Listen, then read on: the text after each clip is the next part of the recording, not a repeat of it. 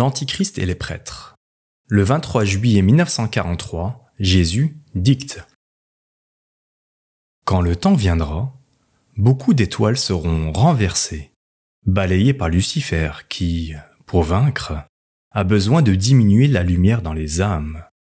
Cette situation sera rendue possible parce que non seulement les laïcs, mais aussi les ecclésiastiques ont perdu et perdent de plus en plus leur fermeté dans la foi, dans la charité, dans la force, dans la pureté, dans le détachement des séductions du monde, nécessaires pour demeurer dans l'orbite de la lumière de Dieu. Comprends-tu qui sont les lumières dont je parle? Ce sont celles que j'ai définies comme étant le sel de la terre et la lumière du monde, mes ministres. La malice subtile de Satan s'applique à éteindre, en les renversant, ces luminaires que sont les lumières qui reflètent ma lumière aux foules. Si, malgré toute la lumière que l'Église sacerdotale laisse encore émaner, les âmes continuent à s'enfoncer de plus en plus dans les ténèbres. Il est facile de deviner quelle ténèbres enveloppera les foules quand un grand nombre d'étoiles s'éteindront dans mon ciel. Satan le sait, et sème ses semences pour préparer la faiblesse du sacerdoce, et pour pouvoir l'entraîner plus facilement au péché, moins d'essence que de l'esprit. Dans le chaos mental, il lui sera facile de provoquer le chaos spirituel. Dans le chaos spirituel, les faibles, devant la vague des persécutions, commettront un péché de bassesse en reniant leur foi. L'Église ne mourra pas, parce que je serai avec elle, mais elle connaîtra des heures de ténèbres et des horreurs semblables à celles de ma passion, multipliées avec le temps parce qu'il doit en être ainsi.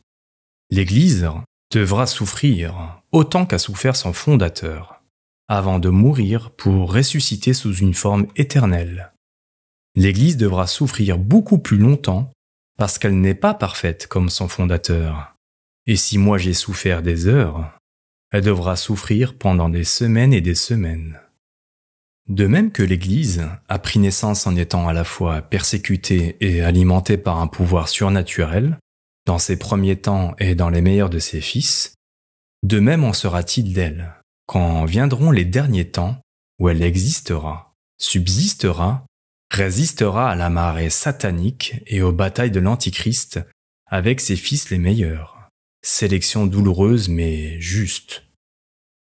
Il est logique que dans un monde où tant de lumières spirituelles seront mortes, s'instaure, ouvertement, le règne bref mais terrible de l'Antichrist, engendré par Satan tout comme le Christ fut engendré par le Père. Le Christ, fils du Père, engendré par l'amour dans la pureté. L'Antichrist, fils de Satan, engendré par la haine dans la triple impureté. Comme des olives entre les meules du pressoir, les fils du Christ seront persécutés, écrasés, broyés par la bête vorace, mais pas engloutis, puisque le sang ne permettra pas qu'ils soient corrompus dans leur esprit. Comme les premiers, les derniers seront fauchés tels des gerbes d'épis lors de la dernière persécution, et la terre boira leur sang. Éternellement bienheureux pour leur persévérance seront ceux qui meurent dans la fidélité au Seigneur.